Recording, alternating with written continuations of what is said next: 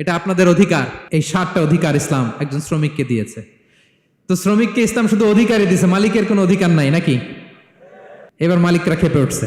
এতক্ষণ মালিকরা চুপচাপ, আমি দেখতেছি তো, এতক্ষণ যা যা বলতেছি মালিকরা চুপচাপ শুনতেছে। যখনই বলছি মালিকের অধিকার আছে না নাই, মালিকরা কয় আছে। হ্যাঁ, ইসলাম চেক এন্ড ব্যালেন্স করেছে। ইসলাম হচ্ছে ভেরি ব্যালেন্সড রিলিজিয়ান, ভারসাম্যপূর্ণ একটা জীবন ব্যবস্থা। শ্রমিকেরও দায়িত্ব আছে। শ্রমিকেরও কি প্রিয় ভাইয়েরা দায়িত্ব আছে। বিষ্ণু ইসা ইসলাম বলেন সালাসাতুন লাহুম আজরান, 3 শ্রেণীর ব্যক্তি আছে যাদেরকে আল্লাহ যে কোনো কাজ করলে ডাবল রিওয়ার্ড দিবে, ডাবল। আপনি নামাজ পড়লে যাওয়া সওয়াব, এক করলে দ্বিগুণ সওয়াব। এর মধ্যে এক শ্রেণীর হচ্ছে ওয়াল আবদুল মামলুক ইদা আদ্দা হাক্কাল্লাহ ওয়া হাক্কা মাওয়ালিহ, ওই দাস যে তার আল্লাহর ইবাদত করে, আল্লাহর হকও পালন করে আর তার মনিবের হকও পালন করে। এখানে দাস বলতে শুধু আগের সময়ের দাসই নয়, বর্তমান সময়ের যারা কর্মজীবী তারাও। কোনো কর্মজীবী সে যদি আল্লাহর বিধান, আল্লাহর হক আদায় করে, পাশাপাশি যার আন্ডারে সে কাজ করে তার হকও আদায় করে, বিষ্ণু ইসা ইসলাম বলেন সব কাজে তার প্রতিদান হবে ডবল ডবল। পড়েন আল্লাহু আকবার। তাহলে শ্রমিকের দায়িত্ব হচ্ছে কোম্পানিকে যে সার্ভিস তার দেওয়া এটা পূর্ণাঙ্গ রূপে দিতে হবে। এটা হচ্ছে শ্রমিকের দায়িত্ব। 1 নম্বরের দায়িত্ব হচ্ছে লয়ালটি, আমানতদারিতা। 1 নম্বর দায়িত্ব কি? আপনি বেতন নেন আপনার বসের কাছ থেকে, কোম্পানির কাছ থেকে, কিন্তু সার্ভিস দেন আরেক কোম্পানির, হবে? বলেন। যার নুন খাই তার গুণ গাইতে হবে। আপনি যেই কোম্পানি থেকে স্যালারি নেন, সার্ভিস আপনার তাকে দিতে হবে। লয়ালটি থাকতে হবে, বিশ্বস্ততা, এটা জরুরি, এটা থাকতে হবে। আপনার মালিক আপনার কাছ থেকে এই লয়ালটি প্রাপ্য, সে যেন আপনার উপর আস্থা রাখে, আপনার বস যেন আপনার উপর আস্থা রাখতে পারে, এইটা মালিকের অধিকার। কথা কি বুঝেন? হ্যাঁ, এবার শ্রমজীবী ভাইরা একটু ঠান্ডা হয়ে গেছে, দেখছেন চেক এন্ড ব্যালেন্স। কথা বলেন ঠিক কিনা? আপনার মালিক আপনার কাছ থেকে এটা প্রাপ্য, এটা তার অধিকার, বিশ্বস্ততা। ইন্না খায়রা মান ইস্তাজারতাল কবিউল আমিন, যাকে নিয়োগ দেওয়া হবে তার মধ্যে 2টা কোয়ালিটি থাকতে হয়। কয়টা? মুসা আলাইহিস সালাম ফেরাউনের বাবুর্চিকে 1 থাপ্পড় মারলেন রেগে মেগে। উনি থাপ্পড় মারছিলেন আদব শিক্ষা দেওয়ার জন্য, কিন্তু বেচারা সাথে সাথে মরে গেছে। উনি মারছিলেন আদব শিখানোর জন্য, বেচারা যে মরে যাবে মুসা আলাইহিস সালাম জানতেন না। এখন দেখে সর্বনাশ, সেটা তো মরে গেছে, অক্কা পাইছে। উনি দিলেন দৌড়। মুসা আলাইহিস সালাম দৌড়াতে দৌড়াতে প্রাণ ভয়ে চলে গেলেন আরেক সীমান্তে, মিশর ছেড়ে আরেক এলাকায়। যে দেখে কিছু লোক ধাক্কাধাক্কি করে তাদের উটগুলোকে পানি খাওয়াচ্ছে, আর 2টা মেয়ে পাশে চুপ করে বসে আছে। উনি বুঝতে পারলেন মেয়েগুলো এই ইয়াং ছেলেদের সাথে ধাক্কাধাক্কি করে টিকতে পারবে না।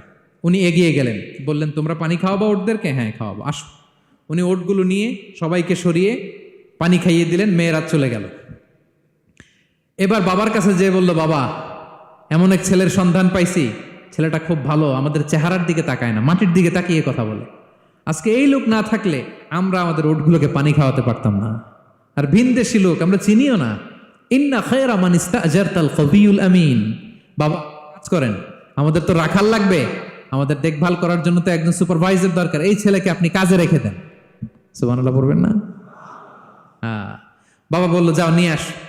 মেয়ে 2জন যেয়ে বললো আব্বার কাছে চলেন, আব্বা আপনার কথা বলবে, আপনার সাথে আলাপ করবে। মুসা আলাইহিস সালাম বললেন ঠিক আছে, তোমরা পেছনে পেছনে যাও, আমি তোমাদের আগে আগে যাই।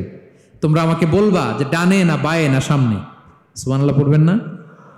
কি চরিত্র, কি চরিত্র ছিল যাতে করে তাদের দিকে তাকানো না লাগে, মুসা আলাইহিস সালামের নজর যেন তাদের দিকে না পড়ে। মুসা আলাইহিস সালাম বললেন আমি আগে যাই, তোমরা পিছন থেকে বলো ডানে না বায়ে, কোন গলি, কোথায় যাব। আল্লাহু আকবার।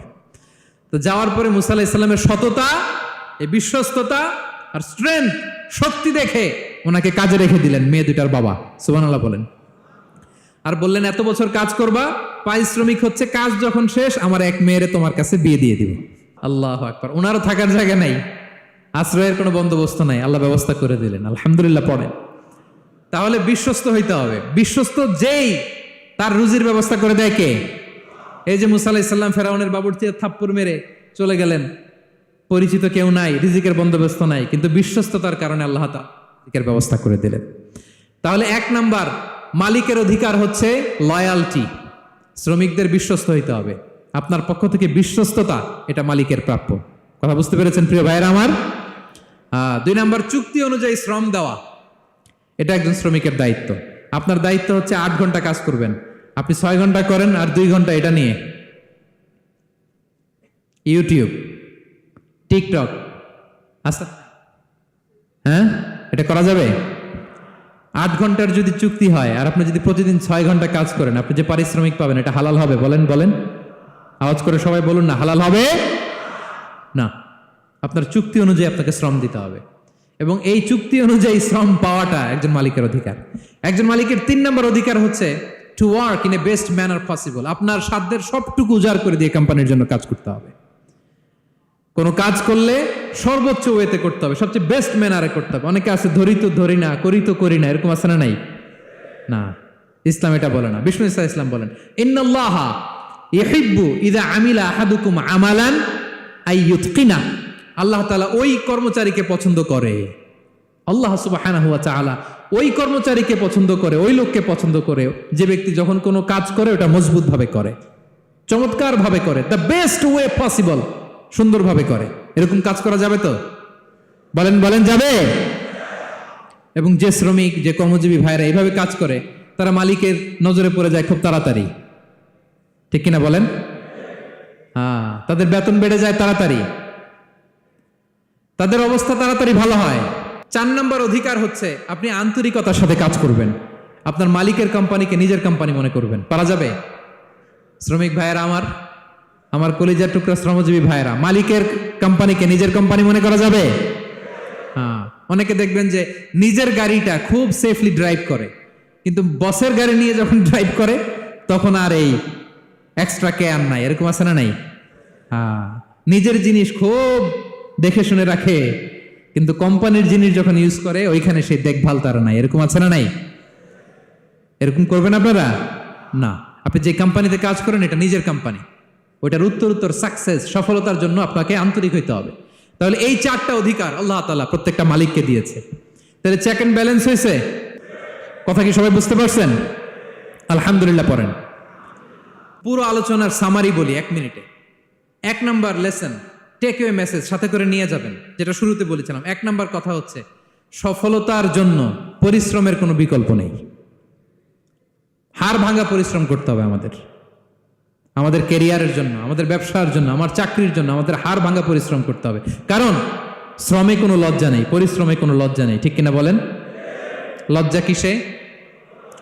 অলসতায়। আমরা অলস হব না, অকর্মণ্য হব না, হাত পাতবো না, আমরা পরিশ্রম করে খাবো। 2 নাম্বার কথা, নবীগণ এবং সাহাবাগণ অত্যন্ত পরিশ্রমী ছিলেন, কর্মঠ ছিলেন, তারা আমাদের আইকন, আমরাও পরিশ্রমী হব। ইসলাম শ্রমিকের ব্যাপারে, শ্রমিকের অধিকারের ব্যাপারে এত জোরালো বক্তব্য দিয়েছে, পৃথিবীর কোনো ধর্ম এভাবে দেয় নাই, ঠিক কিনা? আমরা যারা মালিক আছি আমরা যেন আমাদের অধীনস্থ শ্রমজীবীদের প্রতি সদয় হই, তাদের অধিকার আদায়ের জন্য আমরা সচেষ্ট হই। আর আমরা যারা শ্রমিক আছি, কর্মজীবী আছি, আমরা আমাদের মালিকের কোম্পানিকে যেন নিজের কোম্পানি মনে করি, আন্তরিকতার সাথে, লয়ালটির সাথে যেন আমরা কাজ করি। আল্লাহ তাআলা আমাদের কাজে, কর্মে, পরিশ্রমে, ক্যারিয়ারে, চাকরিতে, ব্যবসায় ভরপুর বারাকা দান করুক। আওয়াজ করে পড়ুন আমিন। হাযা মা ইনদি ওয়াল ইলমু ইনদাল্লাহ আলাইহি তাওয়াক্কালতু ওয়া ইলাইহি উনীব। ওয়াসসালামু আলাইকুম ওয়া রাহমাতুল্লাহি তাআলা ওয়া বারাকাতুহু।